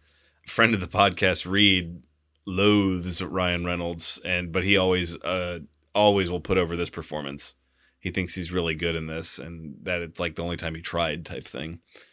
And which I don't believe that. I was going to say that seems a little unfair to his filmography, but he's really good at this. Yeah, he's unsettling. He hits the right note because it's, you know, he's not trying to be funny. He has a few funny moments, and you can buy that he's charismatic, but at the same time, you also get that like thing of, oh, this guy peaked a while ago and now he's just coasting. He has the most layered character in the movie. Yeah. I mean, he's older, so of course, you know, he has more shit going on. But with a less actor, that wouldn't be as apparent. Well, yeah, because it'd be so easy to just make him more of a caricature of a villain. If he was George Wendt, this wouldn't work out that well. Poor George Wendt. How do you know? I guess I don't. That would be something. George Wendt taking Kristen Stewart to his mom's basement. That's a whole different set of issues for Kristen Stewart. No, how about Benicio del Toro? Yeah, just trying to think of like aged hot men. Is that what we're doing? Clooney. I don't see Clooney doing maintenance at a... No. See, that these people were naming Benicio del Toro doing maintenance work. It's like, come on. It's believable. And yeah. Ryan Reynolds, his character's so layered that it pulls it off of all of like the things you could poke holes into, of like, why would that pretty boy be doing that? It's like, because he's a fucking loser. That's picked in high school. Yeah. And his whole reactions to everything that happens, and especially when Stewart shows up at his house, he's great. I really like that final scene with Jesse Eisenberg. Because it's surprisingly... You were really convincing in Contrarians Corner about that. About the fact that they're bros? Yeah, because I like that scene a lot. I like it too because it's just so unexpected. Because what you expect is Jesse Eisenberg to go up to him and, you know, just start a confrontation, punch him, or at least tell him off or whatever. But instead, it's just a very... That's more like what happens in real life. You know? In real life, you don't punch people and you don't... You know, you very rarely get into these cinematic arguments or whatever. You just kind of go up to them and sort of have like a middle ground, half-assed. Yeah, you know, it's like the last time I'm going to see him and whatever. It just felt very honest. That's one thing that you can tell of Eisenberg's character. It just, that final moment hits true for the way he's been through the entire movie. If he had been more of a hothead, then I could definitely I'll be like, why didn't he completely humiliate him in front of the girls or something? That's what I love about it, though, is he does Just make to him. sure to point out that he's Right. a fraud to him. Yeah. It's great. And then, Ryan Reynolds has like that "you got me" look, like, he's got me pegged. Yeah, good stuff. But did you have another point to make on that? I'm sorry, I didn't realize I was raising my hand. No, well, I was doing going to the say Bernie Sanders over there. no. Because you called Ryan Reynolds the main event, but to me the main event is Kristen Stewart.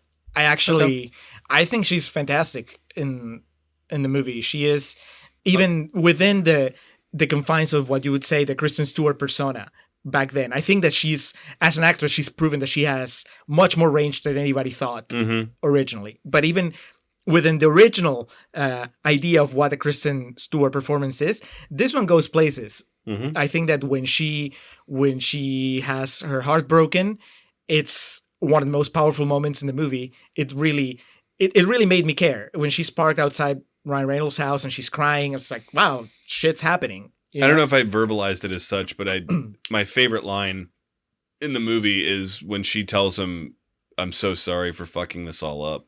Oh, you said it was the best line in the movie or something. Oh, did I? Yeah. Well, then I did relay that. Yeah, I buy her in a way that I don't buy Eisenberg. I do buy Jesse Eisenberg that one moment too, when they're having their fight outside of Ryan Reynolds' mom's house. And, I said in Contrarians Corner, the one time that he looks alive and he's just really hurt and his voice breaks and he's kind of almost crying. That was like, wow. Now that I can relate to. Yeah, that scene's so perfect. He's like tracked her down to where she's at.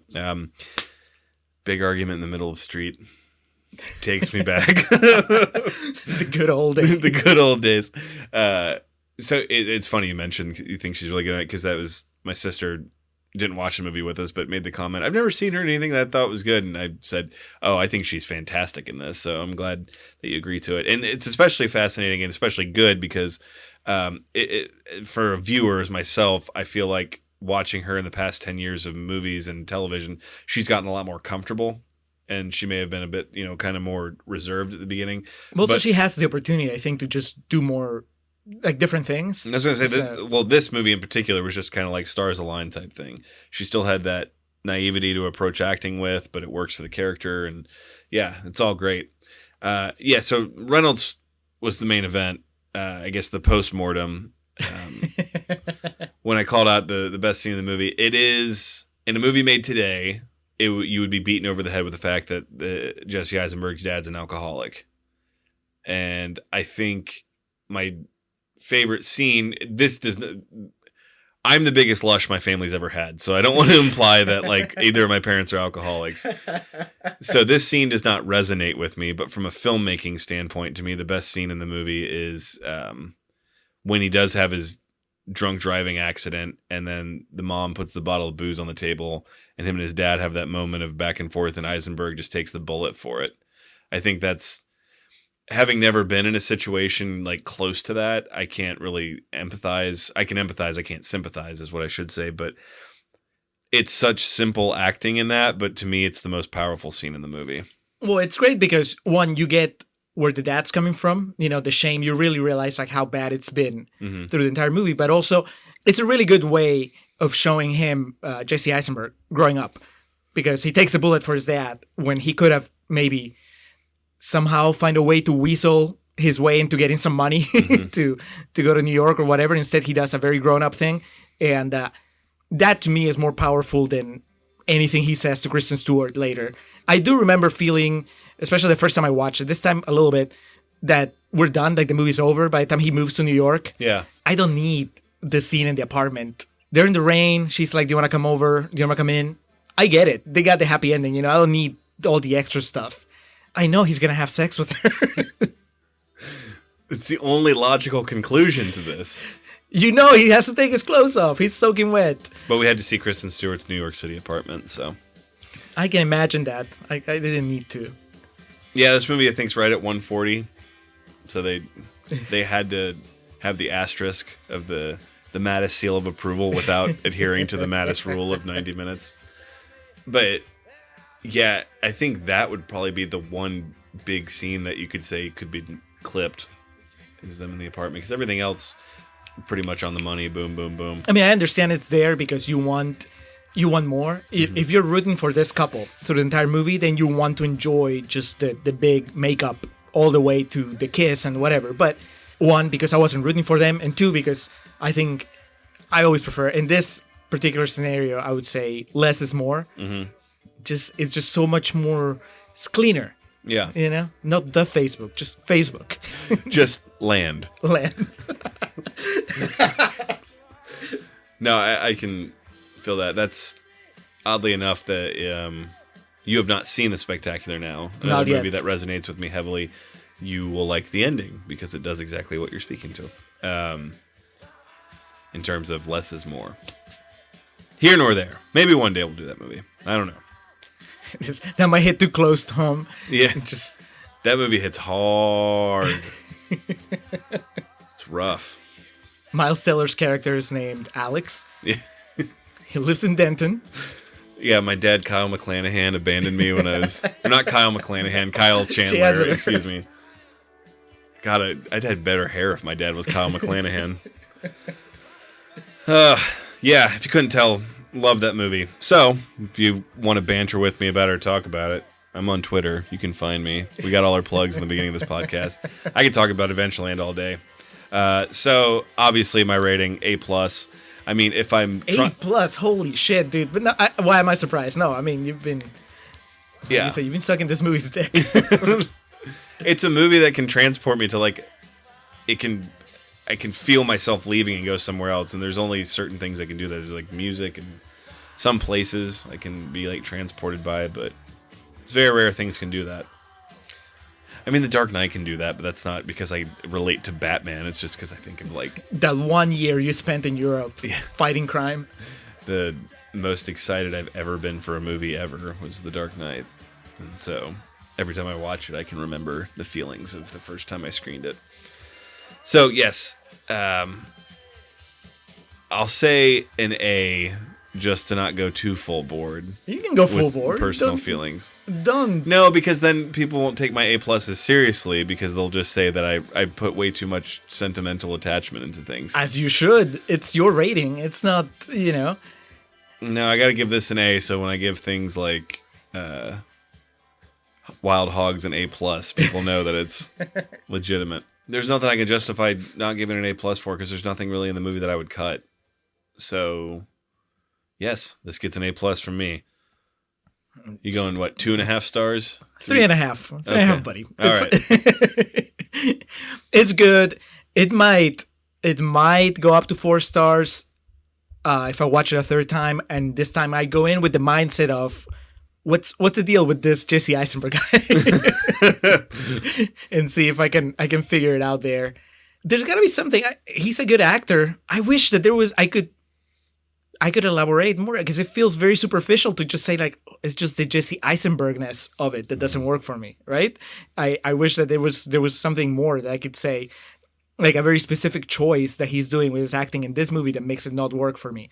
But there are people, and I'm not saying this is your thing. I think this is... there are people that have a really hard time with movies that the main character isn't completely likable. Yeah, that's definitely not my case. I mean... I'm just saying, like, I think movies like this in general, why they're not obviously more main or wide stream appeal is because that's the formula. The main character is supposed to be completely flawless in every way, shape, and form, and he's kind of a fucking asshole.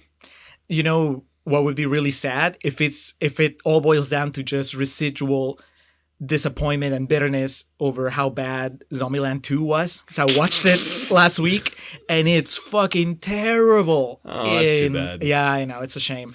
Is Abigail Breslin in it? Yep. Okay. She's barely in it. They kind of write her out of the movie early on, and she comes back towards the end. But is Academy Award winner Emma Stone in it? Yep. Wow. They got everybody back. Wow. And it's just...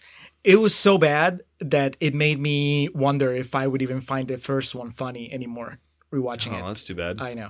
So maybe I was just like, fuck this guy when I watched Adventureland. I've told you, that's my thing with Zooey Deschanel. It took me like fucking 6 years to get over 500 Days of Summer. Like, I would watch movies with her and not like them just because I disliked her character so heavily in that. But I could watch The Social Network right now. I was about to say, and to it'll be fair, fine. that's not the fault of the movie being really bad, even though that movie's not that good. It's just that she was so good in that I got mad at her personally. Shoot hot, as we say. So yeah, I can relate to that. But yes, of course you can watch The Social Network. It's a perfect movie. Right. But you're not supposed to be rooting for him in the way that you're supposed to be rooting for him in Adventureland. So That's supposed to be, yeah, that's fair. Did that come out in 2009 or 2010? I think 2010. So it's eligible for movie of the decade. Oh shit, yeah. Which I've seen him on the lists. yeah. Off the top of my head, not many other ones come to mind. Guess what other ones I would say? The Master. Duh. Yeah, I saw The Master number 2 on one list that Eddie sent me. Number 1 was Fury Road. Wow. I was gonna send you a screenshot just to laugh. I'm rendered mute by the Arctic temperatures of that take. Yeah. I have so much I need to see, allegedly. But Master, Social Network, good time. Drive. Yeah. I don't know if... Drive's incredible, but in that category, I don't know. Anyway, it wouldn't be The Joker. And it wouldn't be Fury Road, that's for damn sure. Because, I've seen action movies before. I know we've made offhand comments. We've never gone in on Fury Road on here because that's... I mean, not in the way that we've gone off on other movies, but I think we were on the record on at least one episode where we've said it's fine. Yeah, it's a very well-made action movie. It's fine, but... I get no emotional response. It's the Juno action movie of I saw it and I was like, this is fine. And then all the awards hype started coming. I was like, whoa. Let's pump the brakes here. We made an okay movie. Let's just accept it for what it is. I did see a tweet, though. I don't know if I retweeted it or if you saw it. It was in that discussion of the movie decade thing of as it stands, still the greatest movie villain of the past decade has been Jason Bateman in Juno. I saw that. Which I can't really disagree with. All right. Anyway, just riding off a high after talking about this movie. I don't want to give it up. So that concludes Adventureland. I'm sure it'll come back up with me talking about its greatness at some point in time. One thing we did say in the first half that I feel the need to point out now, just for any new listeners or anything, completely concede that this is all white people shit. I mean, it is true. There's only one black character. Mm-hmm. She doesn't get any lines. Nope. She does get, I guess, plot power because she ruins Ryan Reynolds' life. Not to say the story can't resonate with people anywhere, but just the whole idea of it is just such entitled white people bullshit of I'm going to go to Europe and then I'm going to go to this Ivy League college and I'm going to do all this. It's... Oh, dad lost his job? Okay, well, but I'm still going to Europe, right? Yeah. Just young white people shit. Still. Love it. Take it with me where I go. So up next is... Mute. It's Okay. our sort of crossover with Netflix and Swill. Dan from Netflix and Swill is going to do a Netflix original with us. Mute, from the director of Moon and Source Code, Duncan Jones. Oh, all right. Source Code rules. So, Have you- but it's going to be a rotten then if it's the next. It's rotten. Oh, Oh, okay. it's rotten, all right. All right. Go in completely blind, Alex. Have you seen it yet? Yes. Okay. I saw it when it came out. How long is it? It's probably about 2 hours. Fuck. You lied to me. Okay, and then that'll be episode 98, 99, of course. The culmination of... I've knocked down one MCU movie so far, Winter Soldier, that I told you was fine, but then I watched Joker and it raised Winter Soldier to pretty good. All building to episode 100, our massive Watchmen celebration, 100 numeric episodes of the Contrarians, which there's been a lot of talk of Watchmen recently, obviously due to the HBO show, Yeah. and there's some sort of Zack Snyder director's cut of Guardians of the Galaxy, or Can't... What? what's the What's Batman the vs. movie he Superman, made? Justice League. Yeah, there you go. Of that people apparently want released. I think that's one of those things that flares up like a bad case of I was gonna say gonorrhea, but it can't be. Jesus, herpes. Herpes. Okay, It flares up every now and then. Just like these hashtags. but yeah, the tie-in I was going to make is I saw that and I had to remind people via my Twitter timeline that the best thing Zack Snyder has done and will ever do in film is the opening credits of Watchmen. So we'll get there eventually. That wraps up Adventureland. As for plugs, man, I don't really have anything. Just plug Adventureland. That's what you've been doing. Yes, the entire watch episode. Adventureland. If you haven't seen it, go watch it. The Replacements, because they're featured heavily in this movie. The Replacements album, Let It Be. Listen to that. That's a... Well, how about before you plug the Replacements, you plug the festive years? Oh, yeah, I rolled right into it.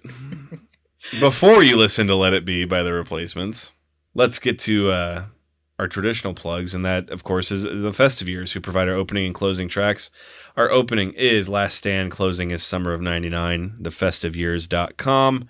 For all your festive years needs, we do appreciate them lending us the tunes.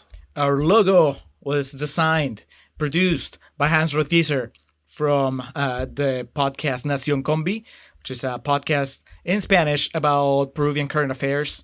You can find it in every podcatcher available.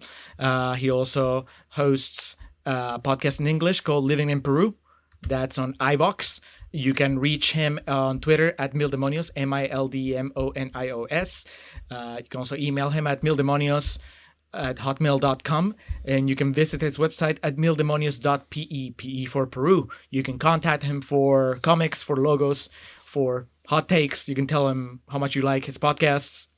Yeah, speaking of his hot takes, I'm fully expecting him to send us like an audio clip when he gets all worked up about us praising the Fly. I saw him. I had dinner with him while I was in Peru, and I kind of like gave him a preview, and he laughed about it. He just shook his head. Yeah, he was pretty passionate in his recommendation for us not to watch it. But yeah, so those are our traditional plugs. We do appreciate everyone that helps us make this thing work. It means a lot to us. And yeah, I don't really have many plugs. I've been really busy with work and whatnot. So I will plug the Replacements album, Let It Be, because there was a good amount of replacements in this. At the opening and closing tracks of this movie Is were this by Replacements. John Lennon's The Replacement? Yes, Okay. Let It Be. I have just one brief plug. I finally got around to watching the first episode of The Sinner, which is a series on Netflix starring Jessica Biel. That was, a while ago when we Contrarians' did. favorite. Yeah, when we did, I think London. If there were podcasting Olympics and we had flags, it would probably be Jessica Biel. And Ben Affleck. Yes, yeah, that's true. Dan from Netflix as well, he recommended The Sinner for an example of a show that actually uses Jessica Biel as an actress, not just as a really attractive human being. So I watched the first episode, really good. It's like 8 episodes, I think, the first season, and I was very tempted to just binge the whole thing, but I've been really busy. The first one is really good though, so Nice. doesn't quite hit the Mattis rule. It's 45-minute episodes, but Dude, that is one of those things I've violated my own rule about. What's the Jason Bateman show I love? Ozark. Yeah. If it's got you, it's got you. Yeah. Junk food TV is the best. Those 45-minute shows that are just like boom, boom, boom. Yeah. Yep. Our flag wouldn't be Jessica Biel and Ben Affleck. It would just be the movie poster for Take Me Home Tonight. That is true. All right. Adventureland has come to an end. It's closed for the night. We appreciate y'all listening. On the horizon, 3 hours of the Adventure's End game. Well, mute first. No, that's next. I said on the horizon. Okay, yes. gotcha. Now, but Dan from Netflix and Swill is going to join us for Mute, which should be an adventure in and of itself. As Julio's requested, I'm going to go in blind too. So, a very Julio dominant conclusion to the year of 2019. I'm sorry. In the meantime, we always appreciate y'all tuning into the Contrarians, where we're right and you're wrong, and we will catch you next time. The summer of 1999, back when you blew my mind. told me secrets in the dark are just fine. Thanks for asking, I just can't quite get by. That time in 1999, that summer of 1999, that summer of 1999, that summer of 1999, that summer of 1999.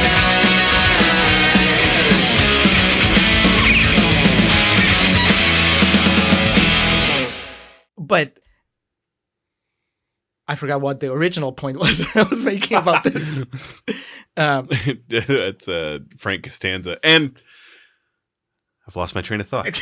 Because I was the role there. What was the original thing that we were talking about when I brought up Kristen Stewart? She's too good for him. Well, is yeah, what you yeah, think. yeah. The relationship. So to me, I don't care if Daniel Day-Lewis is in it. Daniel Day-Lewis as Alfred Pennyworth. This is like a sidebar, but have you seen how they I've keep abandoned my Bruce.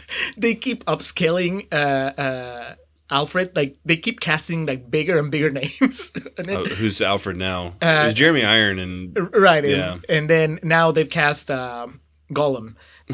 What? You know the guy that does Gollum. No, I don't. You know he's mostly known for doing motion capture roles. Okay. He's a big name. I don't know. God, you haven't gone to the movies in forever. No. Rise of the Planet of the Apes, the new Planet of the Apes trilogy. He's the main ape. He's Caesar. Cool. There was a trilogy of New Planet of the Apes? Yes. Jesus. This is all going like at the very end of the episode. It's gonna be the post credits Yeah, I knew there was like a Planet of the Apes that came out. with James Franco. Yeah. Okay, at least you're not thinking of a Tim Burton one. No, that movie sucks. Yes.